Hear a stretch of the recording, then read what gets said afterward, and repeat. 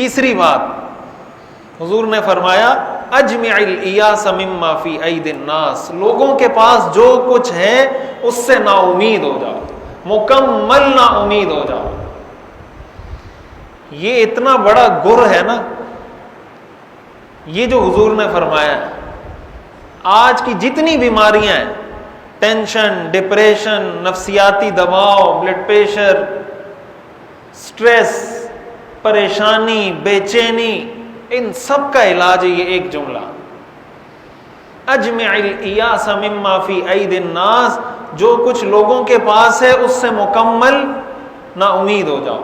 کیا مطلب یہ ہے کہ سب کے ساتھ اچھا کرو، سب کے ساتھ احسان کرو، لیکن اردو میں کہتے ہیں نا، نیکی کر دریا میں ڈال، نیکی کر دریا میں ڈال۔ آپ نے بھائی کے ساتھ احسان کیا، اس کو قرضہ دے دیا، اس کی جاب نہیں تھی، جاب تلاش کر کے اس کو کہیں جاب پہ لگوا دیا، کوئی دوست تھا اس کو آپ نے 1 لاکھ روپے دے دیے، بھائی اپنا بزنس سٹارٹ کرو، بیوی کو کوئی زیور بنا کے دے دیا، بچوں کو تعلیم دلوا دی۔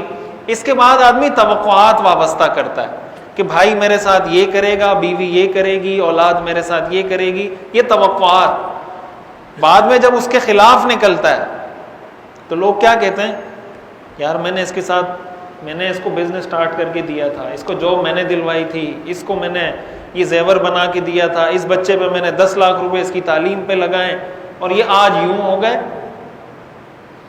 یہ انسان کو یہ ٹینشن کب ہوتی ہے؟ جب وہ کسی سے امید لگا لیتا ہے۔ ہمارے استاذ محترم مفتی محمود اشرف عثمانی صاحب رحمۃ اللہ علیہ فرمایا کرتے تھے کہ دیکھیں، انسان دنیا میں آتا بھی اکیلا ہے اور جاتا بھی اکیلا ہے، اور دنیا میں آپ پہ جو تکلیف آئے گی نا، اس کو آپ نے سہنا بھی اکیلا ہے، اکیلے سہنا ہے۔ مثال کے طور پر کسی کے پیٹ میں درد ہے تو وہ درد کس کو ہوگا؟ جس کے پیٹ میں درد ہے اسی کو ہوگا۔ دوسرا آپ کو دوائی لا کے دے دے گا، وہ آپ کا درد شیئر نہیں کر سکتا کہ چلو آدھا درد آپ برداشت کر لو، آدھا میں کر لیتا ہوں۔ کسی کے سر میں درد ہے، کسی کو بخار ہے، تو وہ آپ کے ساتھ بخار شیئر نہیں کر سکتا کہ یار تھوڑا بخار میں لے لیتا ہوں، تھوڑا بخار تم لے لو، خود برداشت کرنا پڑے گا۔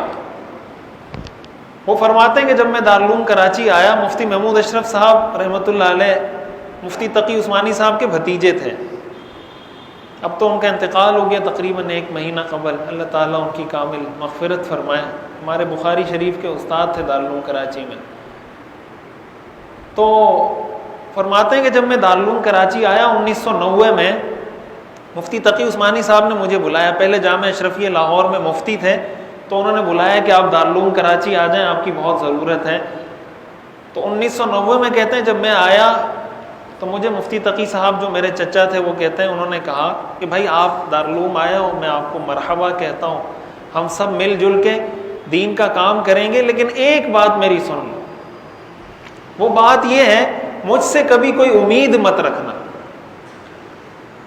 مجھ سے کبھی کوئی امید مت رکھنا۔ کہا، میں نے کہا ٹھیک ہے۔ انہوں نے 1990 سے ابھی 2022 تک آپ اندازہ لگا لیں، تقریباً کوئی 32 سال انہوں نے دارالعلوم میں گزارے۔ اس کے بعد وہ فرماتے ہیں ہمیشہ حضرت شفقت فرماتے رہے، ہم ہمیشہ حضرت کا ادب کرتے رہے، لیکن نہ کبھی میں نے حضرت سے امید باندھی، نہ کبھی انہوں نے مجھ سے امید باندھی، سکون کے ساتھ ہماری زندگی گزر گئی۔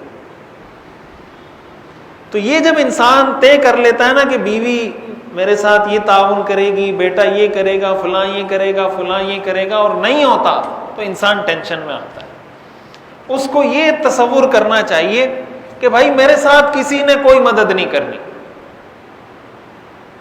کسی نے میرے کام نہیں آنا۔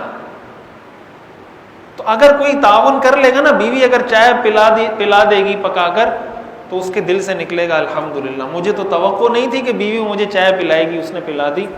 بیٹے نے پانی لا کے دے دیا تو دل سے نکلے گا الحمدللہ، مجھے تو توقع نہیں تھی کہ بیٹا پانی پلائے گا، اس کی مہربانی، مجھے پانی پلا دیا اس نے۔